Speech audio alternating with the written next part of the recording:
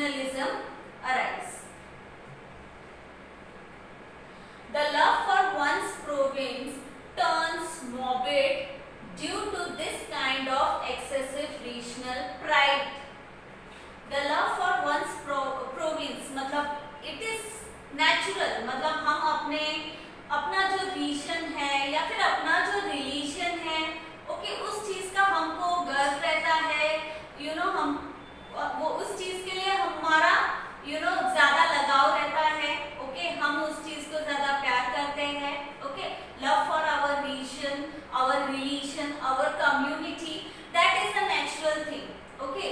And but अगर ये जो चीज है वो एक्सेसिव हो जाए, ओके, अपना प्यार जो है अपने रिलीजन के प्रति या अपने रीजन के प्रति अगर वो एक्सेसिव हो जाए, ज्यादा हो जाए, then it becomes morbid.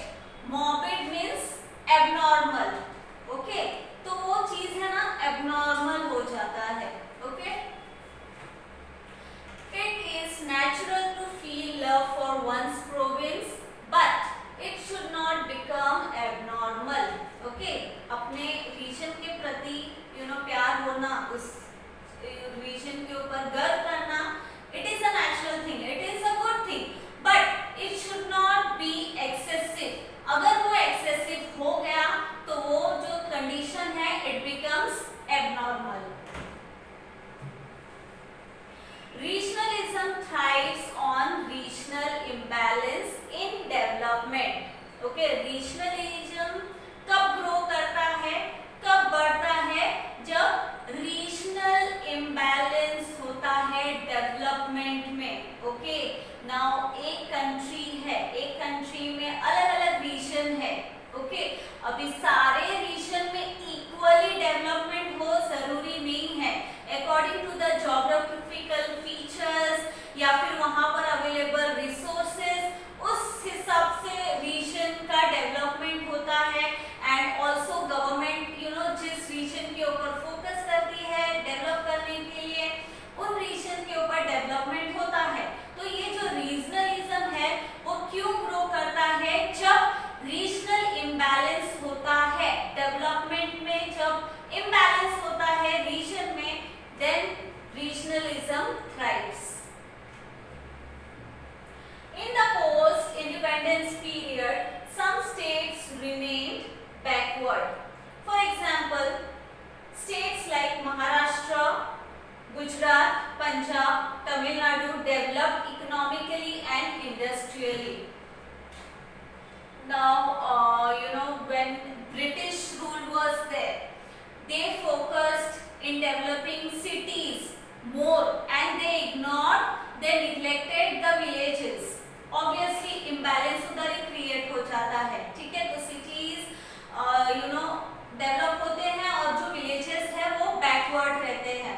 And even post independence यानी independence के बाद भी जो regions थे, बहुत सारे ऐसे regions थे जो कि backward थे, यानी जहाँ पर development नहीं हुआ था. But कुछ cities ऐसे थे जैसे states like Maharashtra, Gujarat and Punjab, Tamil Nadu, ये जो थे it developed economically and industrially, यानी ये जो कुछ states थे वो industrially और economically developed थे.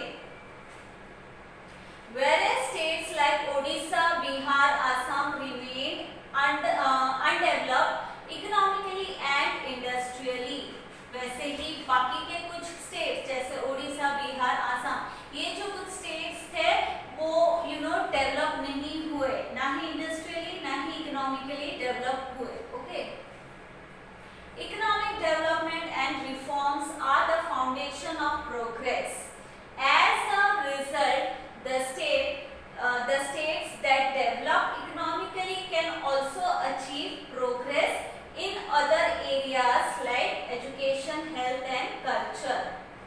Now economic development and reforms are the foundation of progress, यानी वो places जहाँ पर economic development हो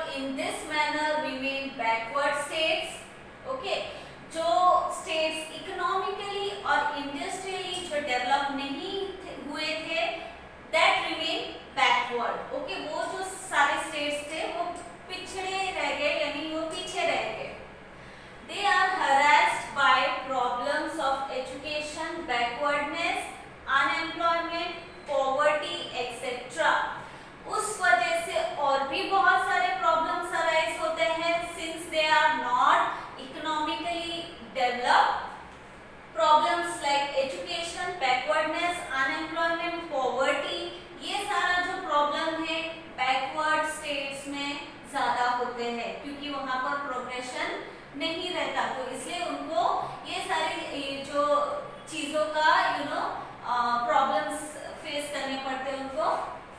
they begin to that they are being cheated, they are being kept away from the benefits of development. फिर उनको ये जो states है उनको फिर लगने लगता है कि उनके साथ नाइंसाफी हुई है, उनके साथ चीटिंग की गई है.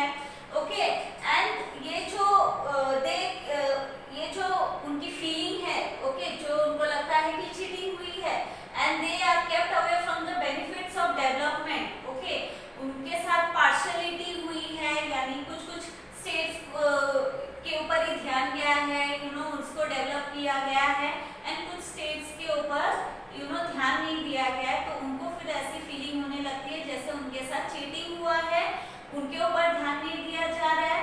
ओके, उनको डेवलपमेंट से दूर रखा जा रहा है. Okay, because of this the understanding between states is broken. This in turn has a negative impact of national unity. Okay, इसके वजह से जो स्टेट्स का अंडरस्टैंडिंग है आपस में वो टूट जाता है. Okay, and this hampers national unity. Okay, ये नेशनल यूनिटी के लिए बहुत ही बुरा है. The economic imbalance that has endangered this understanding needs to be set right. Our government makes efforts in that direction.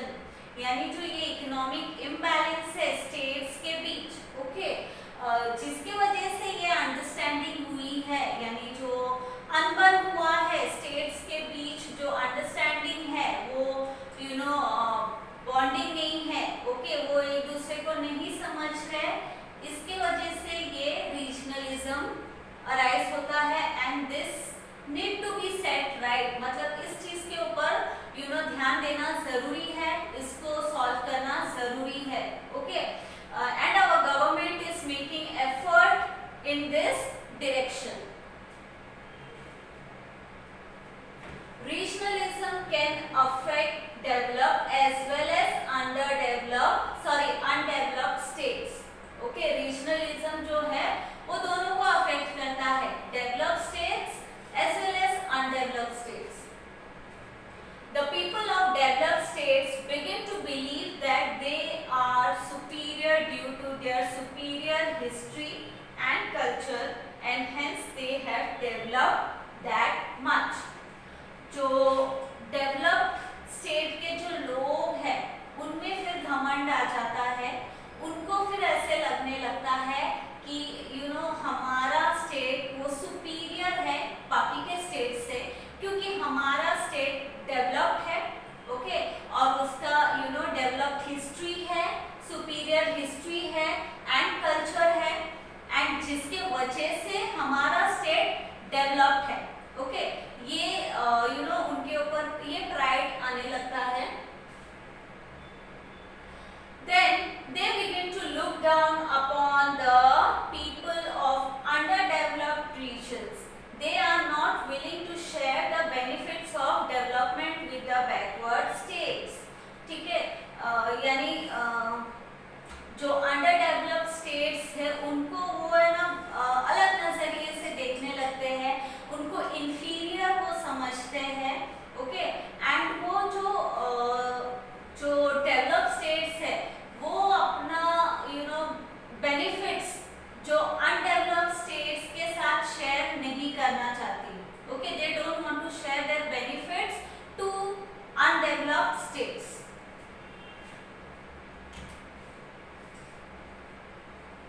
On the other hand, the people from backward areas need to arouse their regional identity to organize themselves. फिर दूसरी तरफ क्या होता है, जो backward state के जो लोग हैं उनको फिर आइडेंटिटी प्रॉब्लम होने लगती है. उनको लगता है कि लोग उनको इंफीरियर समझ रहे सिंस उनका जो स्टेट है वो अनडेवलप्ड है. तो इसलिए अपना रिलीजन का आइडेंटिटी सामने रखने के लिए फिर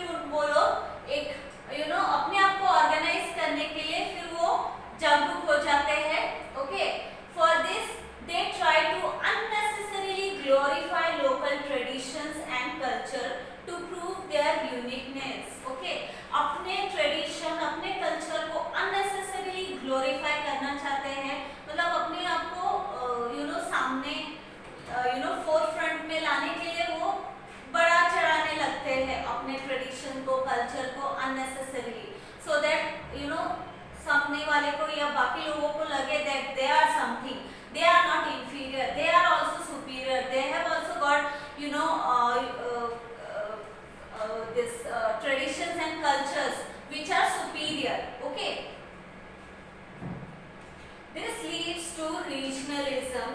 It endangers national unity. The evil of regionalism, the imbalance in development.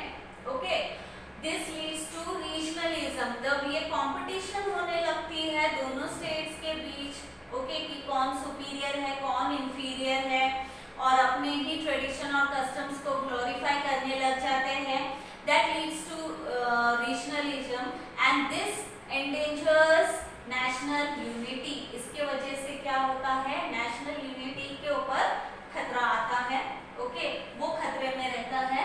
And the evil of regionalism is the imbalance in development, यानी जो डेवलपमेंट में इम्बैलेंस है, एक स्टेट डेवलप्ड है तो दूसरा स्टेट अनडेवलप्ड है, ये जो है कंडीशन, इसके वजह से रीजनलिज्म थ्राइव हुआ है.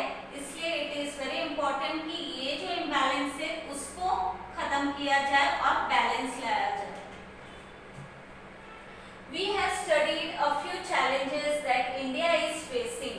Apart from these, there are several problems. Okay, हमने कुछ challenges देखे जो इंडिया फेस कर रही थी after independence.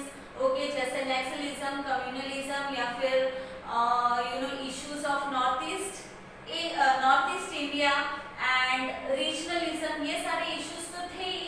Apart from these there were other issues like problems like overpopulation, cleanliness, agriculture, and the problems of the farmers, poverty, housing, food. ये सारे problems भी थे simultaneously. We are trying to overcome these and move forward. We are progressing steadily. In the next chapter, we shall learn about progress in the economic field. ये जो problems है उसको overcome करने के लिए we are trying to move forward. Okay, we are trying to progress steadily. Slow and steady progress हो रहा है. ओके, ये जो प्रॉब्लम्स है उसको भी ओवरकम कर रहे हैं. ओके, तो ये सारी चीजें हमने इस चैप्टर में देखा.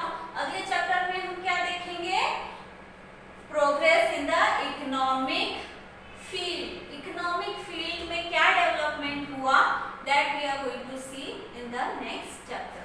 Okay, we end this chapter here. I hope so you understood the lesson. Do refer the lesson once again, okay, and study question answer.